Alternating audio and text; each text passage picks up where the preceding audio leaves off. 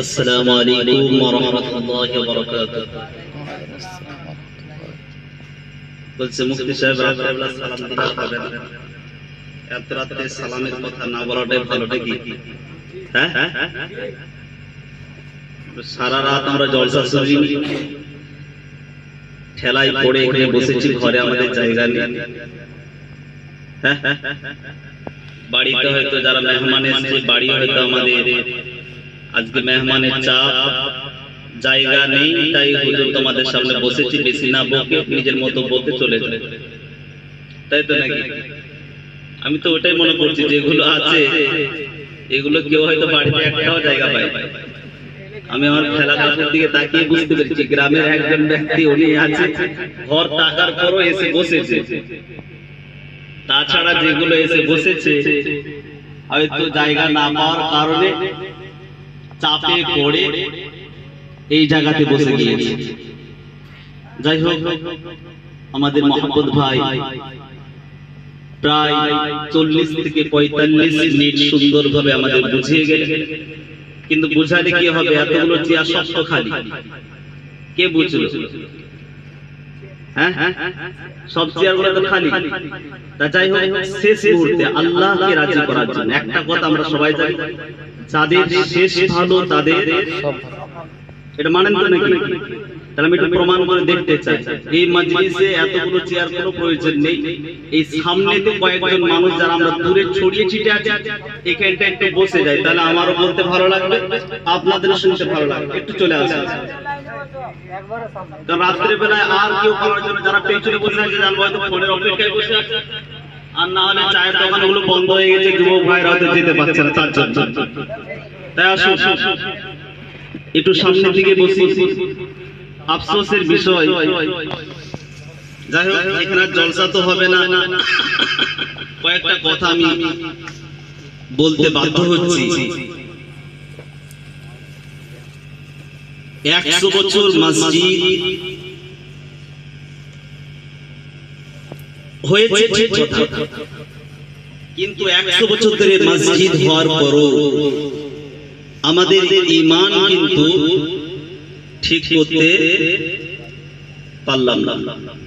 বড় প্রমাণ হচ্ছে এটা, আজকের দিনে যদি আমাদের গ্রামের, পুরো দগিড়া গ্রামের প্রতিটা মা বোন, প্রতিটা নওজোয়ান যুবকের দায়িত্ব ছিল অন্তত এই বছরে জলসা নয়, আজকের দিনেরটা কি ব্যাপার বলুন তো, যে 100 বছর মসজিদ উন্নয়নের জন্য 100 বছর হয়ে গিয়েছে, একটা খুশিতে যে এখান থেকে আমরা উঠবো না, এটা হওয়া দরকার ছিল, কিন্তু আফসোস আমাদের জন্য। এটা আমার মনে হয় একটা দেখানোর মতো হলো। কেমন? সকাল থেকে নিয়ে একদম রাত্রি 8টা পর্যন্ত জলসা হয়, জলসা হয়নি।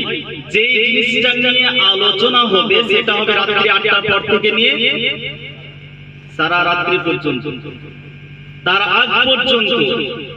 এটা আমরা কি করলাম? এসডিও সাহেব, বিডিও সাহেব, আইসি সাহেব, যত আমাদের সাহেবরা আসলেন তিনাদের কাছে দেখানোর জন্য আমরা সবাই কিন্তু এসেছিলাম। এটা হলো আমাদের ঈমান। এটা কি আমাদের, কি বলো, এটা আমাদের ঈমান। আল্লাহকে দেখানোর জন্য নয়, যদি আল্লাহকে দেখানোর জন্য হতো তাহলে রাত্রি এই ফজরের আগ পর্যন্ত আজকের দিনে মানুষ ওয়াদা করত যে পার্শ্ববর্তী এলাকায় কোথাও 100 বছর মসজিদ যখন হলো না, আল্লাহ আমাদের জায়গায় করিয়েছেন, প্রতিটা এলাকার মানুষ যারাই এসেছে কারো দরকার নেই, আমাদের গ্রামের মসজিদ আমরা নিজেরাই আজকে সময় দেব। কিন্তু না, এটা জাহিরি একটা জিনিস দেখা গেল পুরো গোটা গ্রামবাসীর উপরে, কি যে সকাল থেকে নিয়ে একদম সন্ধ্যা বা রাত্রি পর্যন্ত সবাই একদম খুব সুন্দর করে পানি হচ্ছে, তাতেও দিলাম একদম পুরো ময়ের মতো। ফেরেশতারাও মানে খেপা হয়ে যাবে, ফেরেশতারাও চিন্তা করবে যে আল্লাহ কি করছে। জলসার বেলাতে স্টেজ একদম ফাঁকা, অবাক লাগে। রাত্রি 12টার পর হুজুর বক্তব্য দিচ্ছেন, পেছনেও কেউ নেই, সামনেও নেই। একা বক্তব্য দিয়ে চলে গেলেন। আমরা গ্রামের ছেলে, আমাদের বলে তোমাদের চালাতে হবে, যদি আপনারা নাও থাকতেন আমরা এখানে খালি চেয়ারগুলোকে নিয়ে বলে চলে যেতাম। কিন্তু এটা আমাদের জন্য আফসোস নয়? অবশ্যই আফসোস। কেন? 100 বছর চলুন, 200 বছর চলুন, 300 বছর চলুন, মনের নিয়তটা যেন কি হয়, নিয়ত যেন ঠিক হয়। কেন? বুখারী শরীফের প্রথম হাদিস, হাদিসের রাবি আব্দুল্লাহ ইবনে উমর, প্রথম 1 নাম্বার হাদিস। মোট হাদিস আছে 7563টা, কিন্তু এত হাদিস থাকার পর ইমামে বুখারী রাহমাতুল্লাহ আলাইহি একটা হাদিস নিয়ে আসেন, প্রথম হাদিস কি? ইন্নামাল আ'মালু বিন্নিয়াত। নিয়তটা কি করতে হবে? ঠিক, ঠিক করতে হবে, নিয়ত ঠিক করতে হবে। আমার নিয়ত যদি থাকে সকাল থেকে রাত্রি 8টা পর্যন্ত প্রোগ্রাম চলবে, হাজির হব, 8টার পর থেকে যেটা চলবে থাকবো না। আল্লাহর নবী বললেন এই রকম প্রোগ্রাম আল্লাহর দরবারে কবুল কবুল। আল্লাহু আকবার। আল্লাহ চাইলে কবুল করতে পারে, কিন্তু এতগুলো চেয়ার যদি ফাঁকা থাকে আল্লাহ হয়তো নারাজ হয়ে যেতে পারে, আল্লাহ নারাজ হয়ে যেতে পারে। এই জন্য বলবো প্রথম নিয়তটা ঠিক করো। একজন মাদ্রাসা তালবে ইলম, মাদ্রাসায় যখন ভর্তি হয় যদি তার মনে নিয়ত থাকে আমাকে মানুষ আলিম বলবে, কোন একজন ছেলের গলার কণ্ঠস্বর খুব সুন্দর, মনে মনে নিয়ত করলো আমার কেরাতটা পড়লে ভালো হয়, আমাকে মানুষ কারি সাহেব বলবে। একজন ব্যক্তি মনে করলো গ্রামে কোনো মুফতি সাহেব নেই, আমি যদি মুফতি পড়ি আমার নামটা খুব সুন্দর হবে। মনের নিয়ত আল্লাহর জন্য, আল্লাহর জন্য হলো না তো। যদি মনে করে গ্রামের মানুষ আলিম বলবে, যদি মনে করি গ্রামের মানুষ আমাকে কারি সাহেব বলবে, আমি নিয়তের কথা বলছি। প্রথম বুঝুন নিয়তের ব্যাপার। কেন? ওই ব্যক্তিটাকে বলছে জাহান্নামে, ওই আলিম হোক, মাওলানা হোক, মুফতি হোক, চাই মুহাদ্দিস, চাই পীর সাহেব হয়ে বসে থাক না কেন, বললো কিয়ামতের ময়দানে তাকে উপর করে সুই করে দেওয়া হবে, টেনে টেনে জাহান্নামে নিয়ে যাওয়া হবে। নিয়ত যদি গোলমাল থাকে। আপনারা যারা হয়তো ঠেলায় পড়ে এসেছে, কি পড়ে যে ঘরে জায়গা পাইনি, আমার যুব ভাইগুলো যেগুলো দোকানে হয়তো দোকান বন্ধ করে দিয়েছে, যে জায়গা বন্ধ, ঘর ঢুকতে পাবো না, এখন নিয়তটা এখন চেঞ্জ করে দাও। জাল্লাত শেষ মোনাজাতের জন্য এখানে এসেছে। কেন? প্রমাণ মিশকাত শরীফের প্রথম খণ্ড 32 নম্বর পৃষ্ঠায় একটা হাদিস আছে, 205 নম্বর হাদিস, হাদিসের রাবি আবু হুরায়রা। আমি বললাম কি আলিম হওয়া নিয়তটাও যদি গন্ডগোল হয়, মানুষ আমাকে আলিম বলবে, মানুষ আমাকে একজন শহীদ বলবে।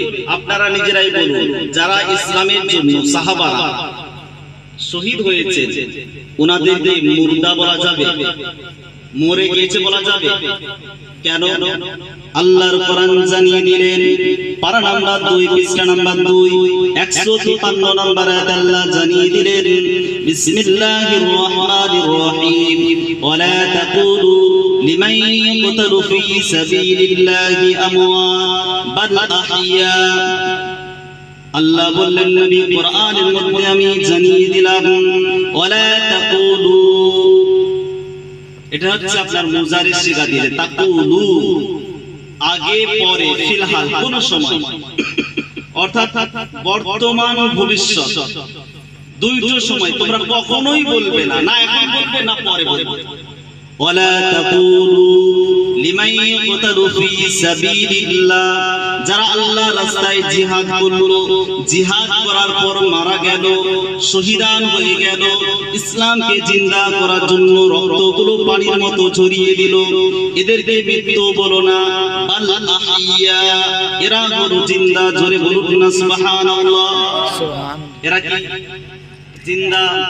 আল্লাহর নবী বললেন যারা জিহাদ করেছে, ইসলামের জন্য শহীদ হয়ে গেল, নিজেদের বিবিগুলোকে একদম বেওয়া হয়ে গিয়েছে, দেওয়া হয়ে যাওয়ার পরও এই ব্যক্তি যদি মনের নিয়তটা যদি খারাপ থাকে, আল্লাহ রাব্বুল আলামিন বললেন, আল্লাহ পাক রাব্বুল আলামিন তাকে জাহান্নামে দেবে। কি বললাম? শহীদান ব্যক্তি যারা, এদের যারা শহীদ হয়ে গিয়েছে, কোরআন কি বললো? যে তাদেরকে মৃত্যু বলো না। কি বলো না?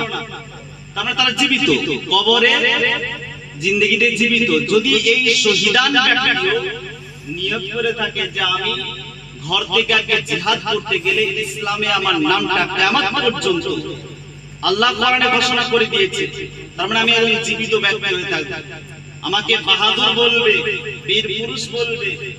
আল্লাহর নবী বললেন এই রকম নিয়তটা যদি থাকে এই ব্যক্তিটাও জাহান্নামী।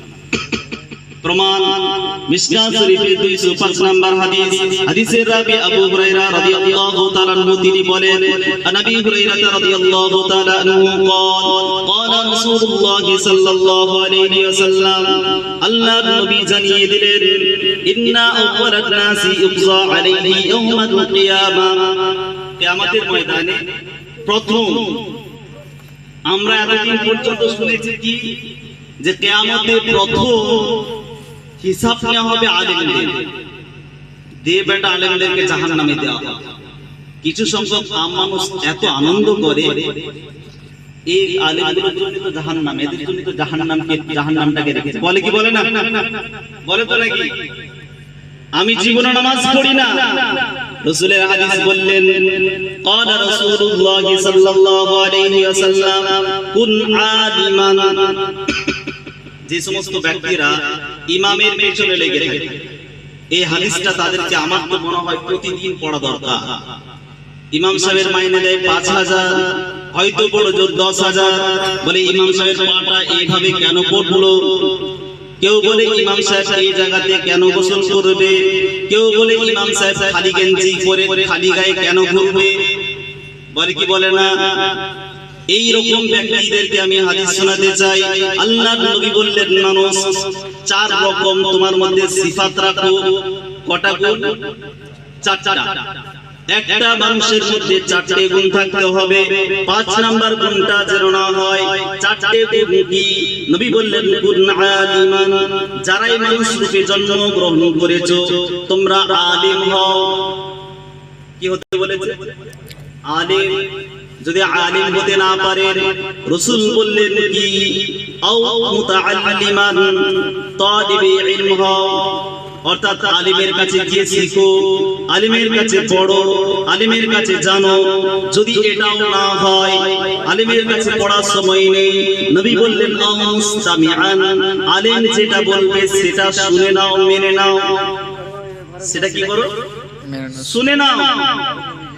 তারপরে রাসূল বললেন কি, শোনার মতো সময় হলো না, মসজিদে যাওয়া তোমার সময় হলো না, তুমি জিন্দেগিতে 5 ওয়াক্ত নামাজ পড়ো নাই, জুম্মার দিনে নামাজ পড়ার সময় নেই, চায়ের দোকানে বসে তোমার মতো ব্যক্তি আলিমের ব্যাপারে কোনো যেন কথা না বলে। চায়ের দোকানেও যদি ইমামের ব্যাপারে কথা হয়, রাসূল বললেন ওই সময় তোমার একটা গুণ রাখবে, আও মুহিব্বান, যেন তুমি আলিমকে ভালোবাসো। কি করো? আলিমকে ভালোবাসো। রাসূল বললেন প্রথম গুণ হলো আলিম হও। আলিম যদি না হতে পারো, তালিবে ইলম হয়ে যাও, আলিমের কাছে শিক্ষা গ্রহণ করো। এটাও যদি না পারো, মুসলমান শোনো, তুমি আলিমের কাছে আলিম যেটা বলবে সেটা শোনো। এটাও যদি শোনার ক্ষমতা না থাকে, চায়ের দোকানে বসে আলিমের ব্যাপারে, মসজিদের ইমামের ব্যাপারে কোনো একটা যদি কথা হয়, ইমামের বিপক্ষে বলো না। আও মুহিব্বান, আলিমকে ভালোবাসো, আলিমকে ভালোবাসো। যদি ভালোবাসতে না পারো, রাসূল বললেন 4টে গুণ যদি তোমার মধ্যে না থাকে, ওয়ালা তাকুন খামিসান, 5 নাম্বার হয়ো না। মানে আপনি আমি আলিম হতে পারলাম না, আপনি আমি তালিবে ইলম হতে পারলাম না, আপনি আমি আলিমকে ভালোবাসতে পারলাম না, আপনি আমি আলিমের কথা শুনতে পারলাম না।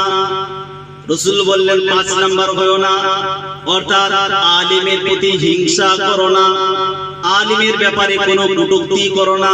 তাহলে কি হবে? রাসূল বললেন ফাতুহলিকু, তুমি ধ্বংস হয়ে যাবে। কি হবে? ধ্বংস হয়ে যাবে। কেন ধ্বংস হবে, কিভাবে? বললামই তো 70 বছর ধরে ইমামের পেছনে লাগলাম, কোনোদিন তো ধ্বংস হলাম না। একটা মিসাল আপনাদেরকে দিয়ে দিই। একজন মাওলানা সাহেব ব্যক্তি ইহুদি নাসারাদের জিনিসকে ইত্তেবা করতে গিয়ে তিনি একদিন বেউজুতে নামাজ পড়িয়ে দিলেন। উজু করেন, বিনা উজুতে নামাজ পড়িয়ে দিয়েছে।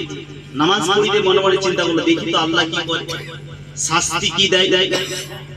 তিনি কিছুদিন এইভাবে নামাজ পড়াতে দেখলেন যে না, কোনো তো আল্লাহর তরফ থেকে কোনো আযাব আসে না।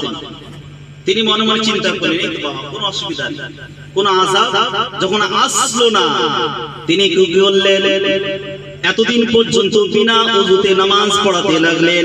তারপরে মনে মনে চিন্তা করলেন, একবার এরপরে আমি বিনা গোসলে, গোসল ফরজ হয়েছে, তারপরও তিনি নামাজ পড়ালেন।